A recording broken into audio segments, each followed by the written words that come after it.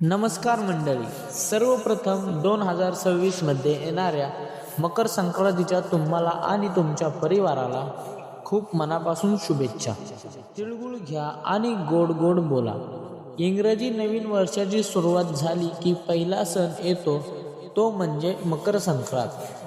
आणि हा सण आपल्या मराठी पौष महिन्यात येतो, जेव्हा सूर्य मकर राशीत प्रवेश करतो. त्या शुभयोगाला मकर संक्रांत असे म्हणतात. आणि या संक्रांतीच्या दिवसापासूनच सूर्याचं उत्तरायण सुरू होतं आणि हा उत्तरायणाचा अधिक शुभ मानला जातो. मकर संक्रांतीनंतर दिवस हा तिळातिळाने मोठा होत जातो आणि रात्र लहान होत जाते. तर असा हा मकर संक्रांतीचा सण भारतातील एक प्रमुख आणि महत्त्वाचा सण आहे. तर आजच्या व्हिडिओमध्ये मी तुम्हाला 2026ची मकर संक्रांतीची संपूर्ण माहिती मराठी भाषेमध्ये सांगणार आहे.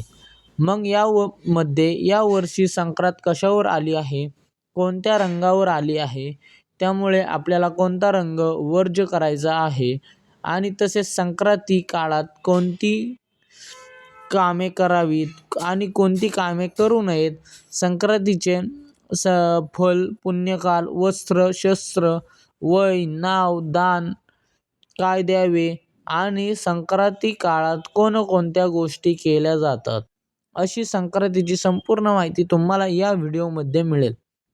त्यासाठी व्हिडिओ शेवटपर्यंत पहा. जास्तीत जास्त लोकांना शेअर करा आणि त्याआधी आपल्या चॅनलला सबस्क्राईब करायला विसरू नका. लगेच व्हिडिओला सुरुवात करूयात. तर यावर्षी बुधवार दिनांक 14 जानेवारी 2026 मकर संक्रांतीचा सण साजरा केला जाणार आहे. आणि मकर संक्रांती या सणाचं आणखीन एक वैशिष्ट्य म्हणजे हा सण कायम 14 जानेवारीलाच येतो. 13 जानेवारीला किंवा 15 जानेवारीला संक्रांत येणे असं क्वचित घडतं, मात्र नेहमी हा सण 14 जानेवारीलाच साजरा केला जातो. तर यावर्षी म्हणजे 2026 मध्ये पण मकर संक्रांत ही 14 जानेवारीलाच आलेली आहे. बुधवार दिनांक 14 जानेवारी 2026 म्हणजे शके 1947 अंश कृष्ण 11 रोजी दुपारी 3:06 सूर्य मकर राशीत प्रवेश करील. संक्रांतीचा पुण्यकाल बुधवार दिनांक 14 जानेवारी 2026 रोजी दुपारी 3:06 पासून सूर्यास्तापर्यंत आहे.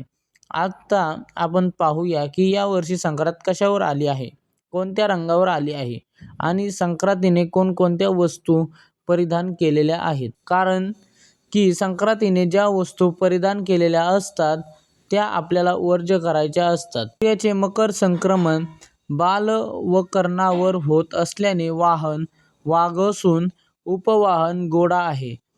तिने पिवळे वस्त्र परिधान केलेले असून हातामध्ये गदा घेतलेली आहे. केशराचा टिळा लावलेला आहे. वयाने कुमारी आहे. स्थिती बसलेली आहे. वासाकरिता जाईची फुलं घेतलेली आहे. पायस पक्ष्यांकरिता आहे. जातीने सर्प आहे. घोषणार्थ मोती धारण केले आहे. वारणाव व मंदाकिनी असून सामुदायिक मुहूर्त 30 आहे. ती पूर्वेकडून पश्चिमेस जात आहे व वायव्य दिशेस पाहत आहे. आता आपण पाहूया संक्रांतीचे फळ. संक्रांतीने ज्या वस्तू परिधान केलेल्या आहेत त्या वस्तू महाग होतील. संक्रांती जेथून आली आहे तेथील जनतेला सुख प्राप्त होईल. संक्रांतीच्या काळात दानधर्माला खूप जास्त महत्त्व आहे. त्यामुळे पर्वकाला द्यायचे दान, नवे भांडे, गाईला घास, अन्न, तिळपात्र, गूळ, सोने, भूमी, गाय, वस्त्र, घोडा इत्यादी यथाशक्ती दाने द्यावी. त्यानंतर संक्रांतीमध्ये दात घासणे, कठोर बोलणे, वृक्ष गवत तोडणे, गाई म्हशींची धार काढणे आणि कामविषयक सेवन ही कामे करू नयेत. संक्रांतीच्या दुसऱ्या दिवशी किंक्रात साजरी केली जाते. तर करी दिन गुरुवार दिनांक 15 जानेवारी 2026 रोजी आहे. तसेच तर संक्रांतीचा सण हा 3 दिवस चालतो. संक्रांतीच्या आदल्या दिवशी असते. मंगळवार दिनांक 13 जानेवारीला भोगी असणार आहे. आणि 14 जानेवारीला बुधवारी मकर संक्रांत आणि 15 जानेवारीला गुरुवारी किंक्रात म्हणजे खरेदी नसणार आहे. अशा प्रकारे या तिन्ही दिवसांचं वेगवेगळं असं महत्त्व आहे आणि हे तिन्ही दिवस आपल्याकडे अगदी आनंदाने छान उत्सवाने साजरे केले जातात. मात्र महिलांचा हळदी कुंकवाचा किंवा तिळगुळ वाटपाचा जो कार्यक्रम आहे तो रथसप्तमीपर्यंत चालतो. अशा प्रकारे मकर संक्रांत ते रथसप्तमीपर्यंत संक्रांत साजरी केली जाते. मकर संक्रांत ते रथसप्तमीपर्यंतचा काळ हा पर्व काळ असतो.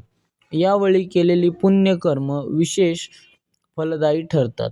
धर्मशास्त्रानुसार या दिवशी दान, जप, धार्मिक अनुष्ठान यांचे अत्यंत महत्त्व आहे.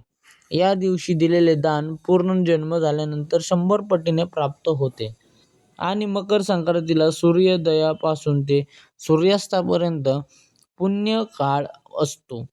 या काळात तीर्थस्थानाला विशेष महत्त्व आहे. अशाच महत्त्वाच्या माहितीसाठी आपल्या चॅनलला नक्की सबस्क्राईब करा.